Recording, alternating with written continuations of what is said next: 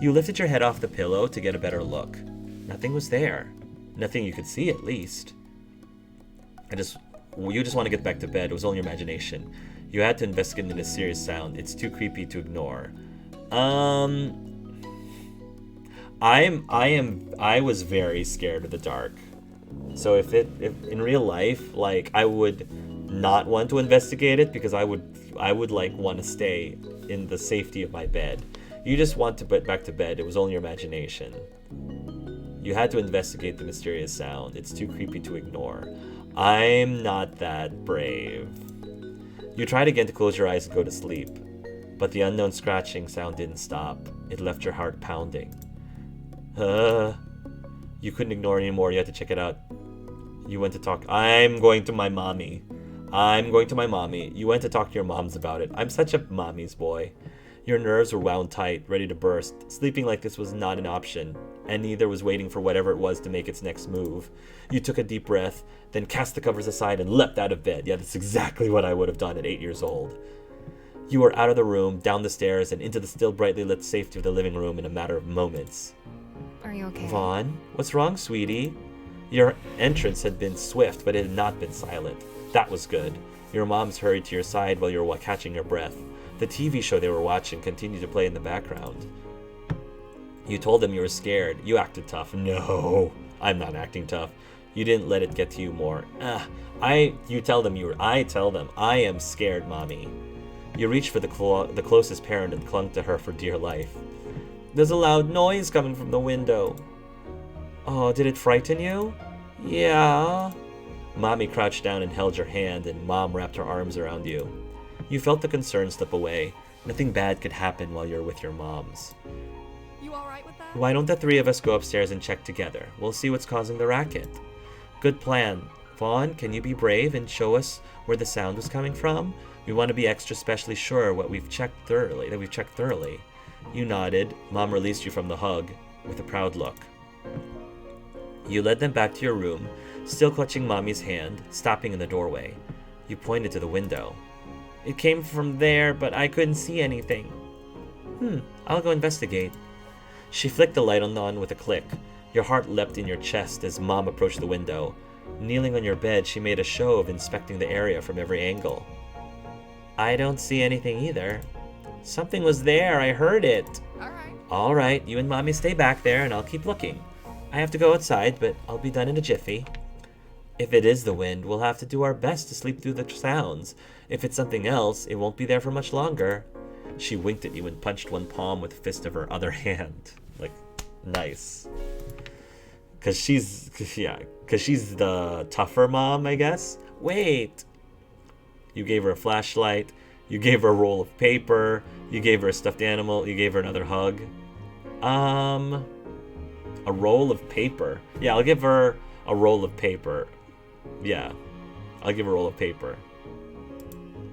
You stepped into the room and rummaged in the drawers next to your bed. If Mom was going to take on whatever had been at your window, she should have some way to defend herself.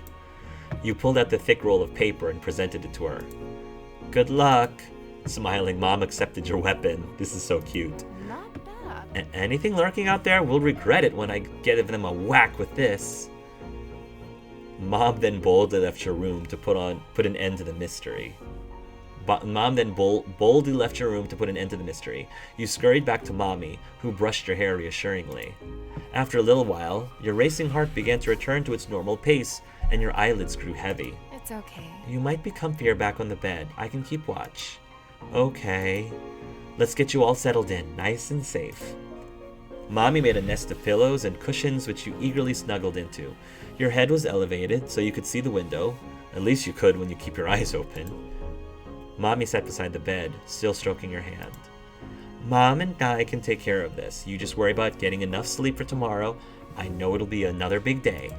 Before you could even think of doing it otherwise, you drifted off to sleep. When you woke the next morning, it took a few moments to remember the events from the night before. Your moms weren't there right now. But you were feeling better. It worried you. I'm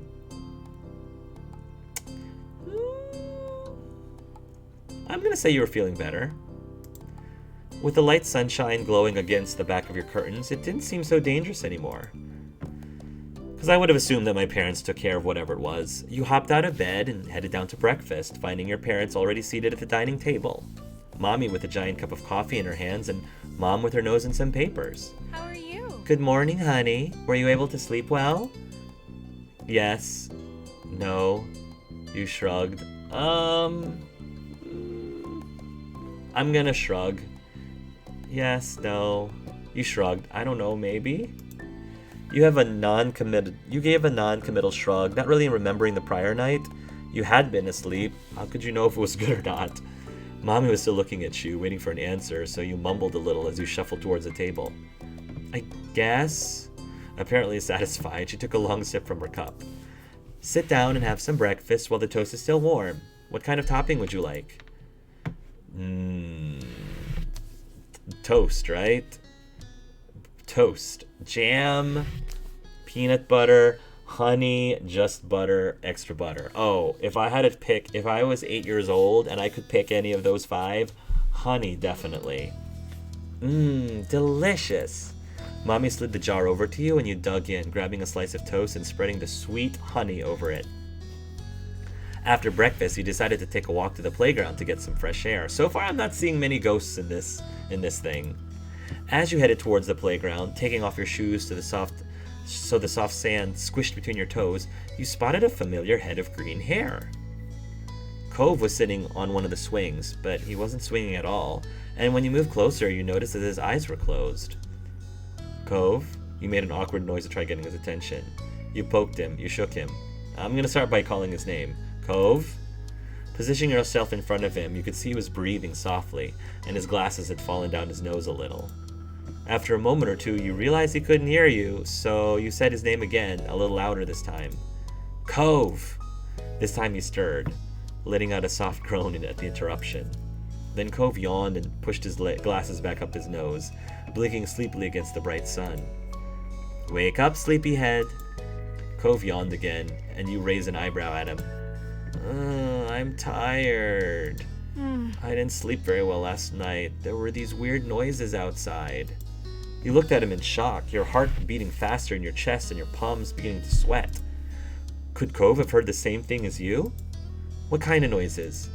Cove was quiet for a moment, his nose crinkled in thought. Like scratching, like clawing against the side of the house, trying to climb up it. I feel like it's an animal of some sort. I went outside to check. Really, that was brave. You did? That sounds like it was a easy idea. What did you find? I'm gonna say, what did you find? Your curiosity got the best of you, and more than anything, you wanted to know what it was that Cove had seen out there. What it was that could also have been lurking outside your window. Cove shrugged simply at the question, his mouth set in a grim line. Nothing. Then the sound stopped. Well, that's creepy. That's a relief. That's disappointing. I'm gonna say that's creepy. That's disappointing. You huffed a breath, hoping the answer would have been more exciting than that. No, that's not what I was thinking. That's a relief. You let out a breath, happy that Cove didn't have an encounter with anything sinister lurking in the streets. Yeah, that makes more sense. The thought of it really being nothing gave you comfort, and you knew you'd find it easier to sleep that night. After that, the rest of the afternoon went by pretty normally, with Cove and you spending a little more time at the park together. That evening, when it started to grow dark once more, you thought back on what Cove had told you, how he didn't find anything outside his house during the night.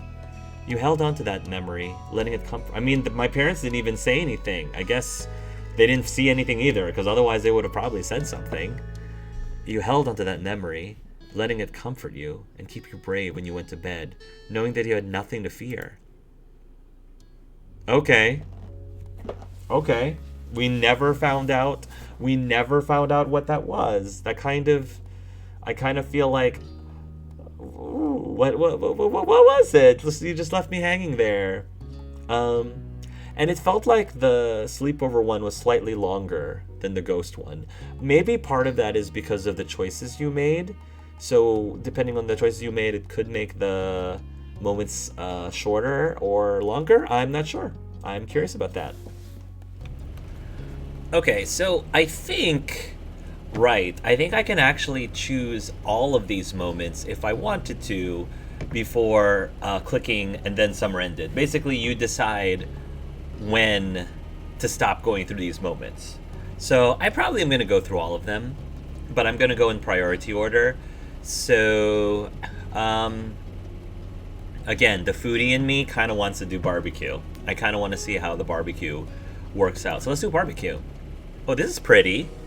You've been brought along the big park today, which did an excellent job of living up to its title. The park near your house, with its lonely playground equipment, wasn't even a quarter of the size of the expanse of grass and trees that lay before you now. As it was in the next town over, and too far for you to walk to by yourself, you didn't get to visit it much, and so you soaked up the environment. Another difference between this park and the one in your neighborhood was that this one had visitors other than you, Lizzie, Shiloh, and Cove. Today was the busiest you'd ever seen it, thanks to a community get-together alluring people from all over the local area with the promise of barbecue and fireworks.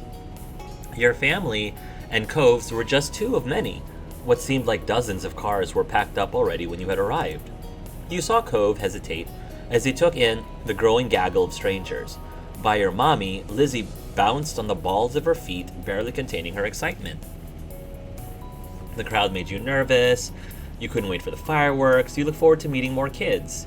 You'd rather have stayed home. Your tummy was already rumbling for food to come. Even if it was bigger, this park wasn't as special as the one back home.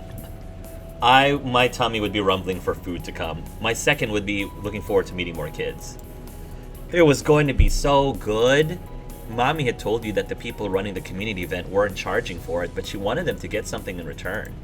Which is why you'd not been allowed to touch the beautifully iced cupcakes she had carried on her lap during the drive over. It was a special treat for them. Every time the car made a turn, she'd clutch the box tight, enough for her knuckles to strain, much to everyone else's amusement. Mr. Holden's contribution to the party, a huge pack of juice boxes. Ooh, I totally hope that there's some like Slimer Ecto Cooler in there, which was like, if any of you guys were a kid in the 90s, that you know how awesome like those high C Slimer Ecto Coolers were. At least I thought every kid thought so. Was tucked under his arm after being retrieved from the car's trunk. You bet there had been no such dramatics around that cargo getting here in one piece, but the boxes did lack the beautiful shimmer of Mommy's treasured cupcakes. Okie dokie. Okie dokie. Everyone all set? Should be. Cove, did you put on sunscreen on before we left? Yeah, I always do. You don't have to tell me. Mr. Holden deflated his attempt at caring for his son, rebuffed, but he triumphed with a smile. Good kid. I don't want you getting sunburned, or dehydrated either. It'll be a busy day. Well, I don't think there's going to be any risk of that second part. Mom nodded at the tables up ahead, laden with all kinds of food and drink. She was right, there was plenty to go around. The parents headed over, with you, Lizzie, and Cove trailing after them. A bunch of grown-ups were clustered around there, chatting, but you were more intrigued by what was on the tables. Some of it was familiar: chilled meat, sliced vegetables, big bag of chips, but there was a lot that you didn't recognize. Your moms had said that you weren't to touch the food until they said it was time to eat.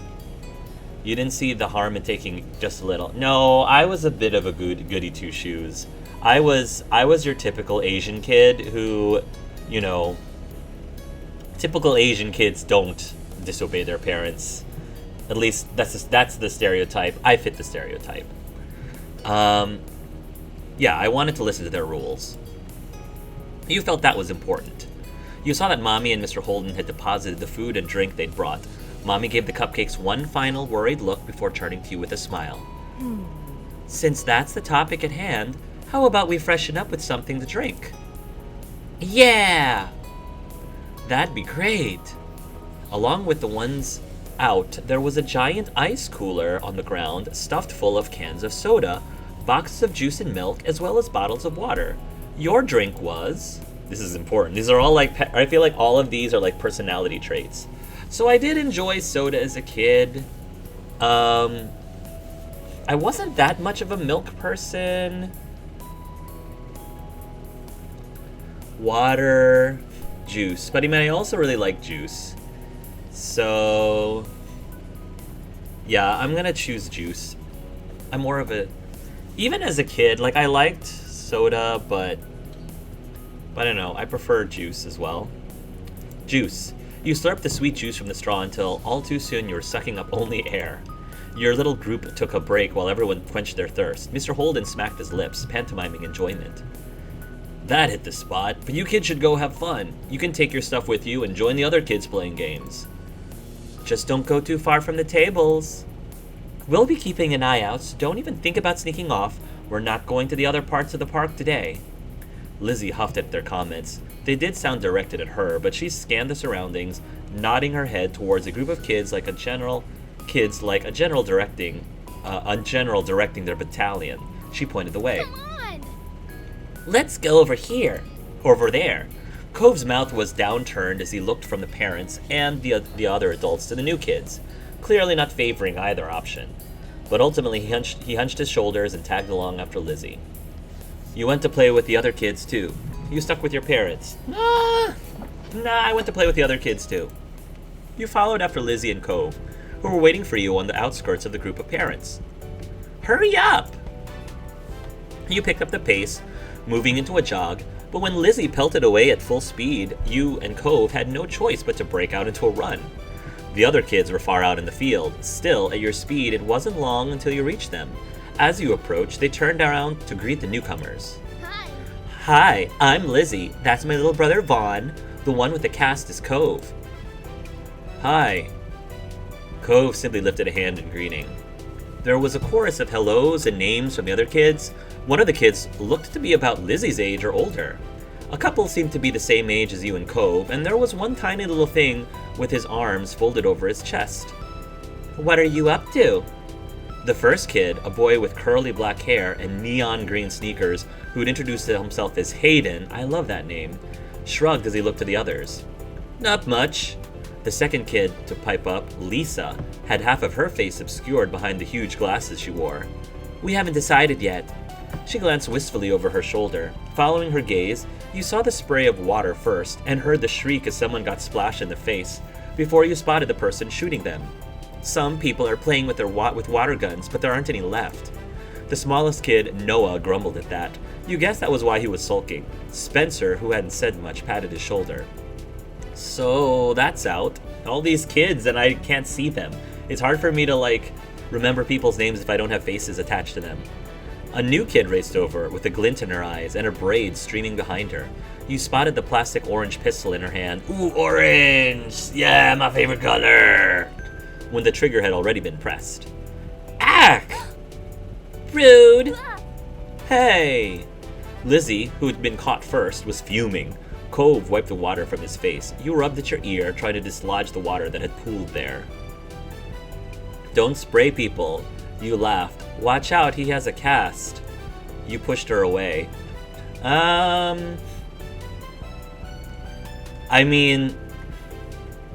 Watch out, he has a cast. Are casts not... I guess casts aren't supposed to, get wet. So... it's either these two. Don't spray people or watch out, he has a cast. I'll say watch out, he has a cast. Worried, you looked at Cove's plastered arm. You knew that he had to be careful with it around water. It's okay. The girl simply darted off to find more victims, unaffected by your reaction. She doesn't mean anything by it. Lizzie tutted, flicking her hair out of her face. The girl not meaning anything by it didn't change the fact that she'd been sprayed. Cove looked similarly unimpressed. Lisa's face lit up as she had an idea. Hey, we should catch her. She won't be able to spray people if she's running away from everybody. Yeah! Cove nodded as the other kids murmured their interest, or lack of it, in the game. Let's do it. That doesn't sound like a good idea to me. Okay. You nodded along. No thanks. You shook your head. This one's tough. 'Cause I was a little shyer about things like water guns, I guess. When I was 8, though, let's do it. That doesn't sound like a good idea to me. Okay. You nodded along. No thanks. You shook your head.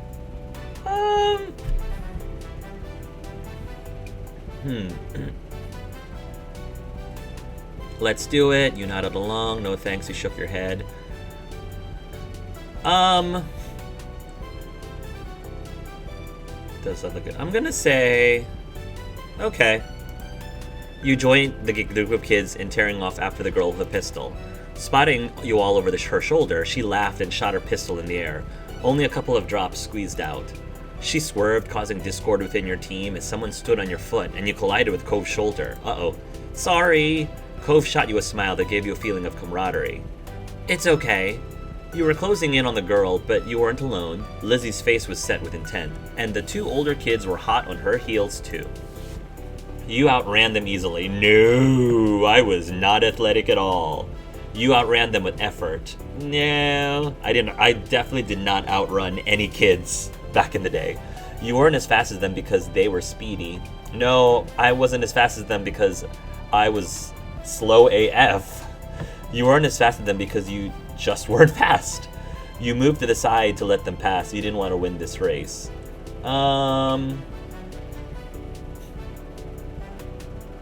You weren't as fast as them because you just weren't fast.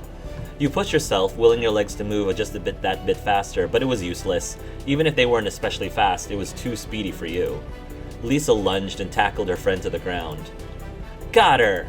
Panting, she punched the air in triumph, then pushed her glasses back up to the bridge of her nose. The girl who had been caught giggled as she got to her feet, brushing strands of grass from her knees. Smiling, Cove came to a stop at your side. Lizzie whooped with delight, clapping her hands. The boy with the bright sneakers grinned.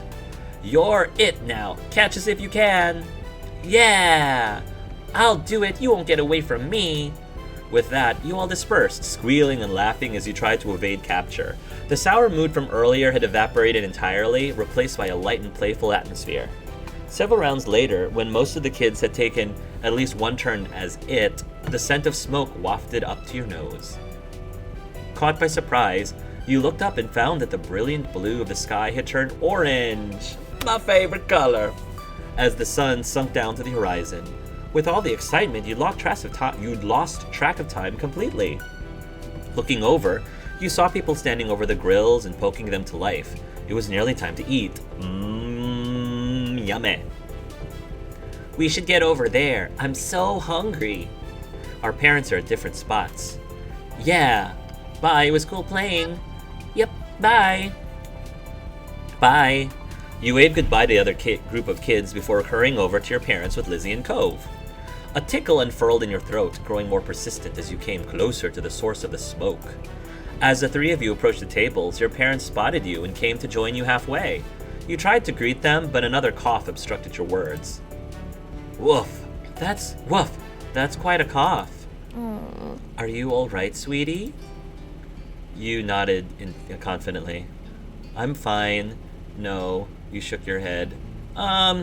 If I really was coughing, I wouldn't, brush it off. I'm gonna say no. Maybe I'm getting sick? I have no idea. I'm gonna say no. Oh, baby, I'm sorry. The smoke will be gone soon. No one needs to go up to the grills. If they don't want to, just let me know what you need. There was no response from the other two kids here. I can get it myself, Mommy. I can do it. You march over the grills. What was the question? No one needs to go up to the grills if you don't want to. Just let me know what you need. No response from the kids. I can get it for myself, Mommy. I can do it. You march to the grills. Can you get it for me? Please, could you get it for me? You hung your head, moving no closer. Sure, if I don't like smoke, I'm gonna say please. I'll be polite about it. Please, could you get it for me? Of course. So? The main thing being served is kebabs. You can have whatever you'd like on it. There's different meats and veggies. What would you like on yours? Mom's right, there's plenty of options. Yeah. Oh, yeah. I like this. I like how this is all of these choices I think are defining what your favorite foods are, what your typical diet is. So I love everything on this list. I love seafood. I would be able to give up other meats. I can give up beef, I can give up chicken, I can give up pork long before I can give up seafood. I can be a pescatarian if I really wanted to be. So I'm gonna go shrimp. And we're gonna do. I'm gonna do shrimp and pork and peppers, so I can choose, and onions, and I mean, I just like it all, honestly. I like it all. And potatoes. I'm not a big zucchini fan, so I'll stop with the zucchini. And chicken. Pretty much I like everything except for zucchini as a kid. And that's everything. Sounds good to me. The veggies will be good for you. Oh yeah, I like veggies. Zucchini just wasn't really like my favorite when I was a kid. Order given, you waited for your food to be ready. Lizzie headed towards you, having issued her own request. Hi again. I heard what you ordered. I'm getting a chicken kebab with all 3 colors of peppers. Noticing that, Cove approached. She turned to him. What are you having? Why? Why does it matter? I don't know. I was just asking. I'm getting beef and shrimp with all the vegetables except onions. Oh, okay. I got all the vegetables except zucchini. And all the meat. Lizzie hummed while evaluating his response. I feel like if you're gonna try to figure out what kind of food somebody wants, kebabs are so diverse, and you could put a good amount of different things, because kebabs, they're long and each piece is small, so you could conceivably put every single thing that I listed into one kebab. So that's a great idea on the writer's part to use kebabs for this scene. And it also fits with a barbecue. Lizzie hummed while evaluating his response. That's okay, I guess, but chicken is definitely the better one. Then you can eat all the chicken. Yeah, more for us, right? I'm going to. I want some of the chicken too. All the chicken in the world. So my brother, he's like the chicken king. Chicken is the worst. This is a stupid argument. Chicken is the best choice. I like chicken, but I mean, it's not my favorite. I would rather have seafood over it. So, all the chicken in the world? Chicken is the worst. This is a stupid argument. Chicken is the best choice. All the chicken in the world? No. No, that's dumb. You know what I mean. Lizzie peered over to the grills where the kebabs were being handed out. A growing assortment of kebabs collected in your parents' hands. They're coming over. Don't get jealous of mine when you realize you made the wrong choice, Cove. I didn't make the wrong choice. There isn't a wrong choice. We all made good choices. Same to you, Lizzie. You sighed. There isn't a wrong choice. It's just what kebab somebody eats. The person serving gave your mommy one final kebab. Then your parents moved over to rejoin you. Between them, they were carrying 6 kebabs, one for each of you, including Cove and Mr. Holden. We didn't know what Mr. Holden's kebab was. We've got the goods. Cove's daddy is looking for a place we can sit. In the meantime, they began passing out the kebabs to their rightful owners. Lizzie smiled smugly as she received hers. These are pretty big. Be careful not to drop it. Try not to poke yourselves with the ends either. They're sharper than you might think. Hearing that, you tentatively pushed the tip of the skewer against your finger. It felt like the point of a newly sharpened pencil. Though it didn't hurt your hand, you wouldn't want it scraping the roof of your mouth or jabbing your tongue. Mommy clucked her tongue. It would have been nice if the options were a little easier to manage and less messy to eat, especially for smaller kids. There aren't even plates for everyone, so we could set the food down for a second. That's what you get for the price of free, but we can hack it, right? Lizzie nodded her head vigorously, clutching her kebab like a trophy. Your parents lead you back to the tables. It was immediately evident why Mr. Holden had been sent to scout one out. The benches had quickly filled up as people got their food. Mr. Holden was standing over a corner section near the edges of the sitting area. He beckoned your group over to join him. You clambered onto the beach, taking care not to let your kebab slip from your fingers. Cove took a seat next to you. Lizzie took the other side. Your mom passed the final unclaimed kebab to Mr. Holden. Thank you. Thanks, this looks delicious. Thank you for getting us a space out here. Everyone tucked into their food. You gobbled it up eagerly, only partially obstructed by the awkwardness of eating from a skewer. Running around with the other kids had helped you work up an appetite. Mr. Holden, what do you do? Well, That's a good question. Well, I do a lot of things.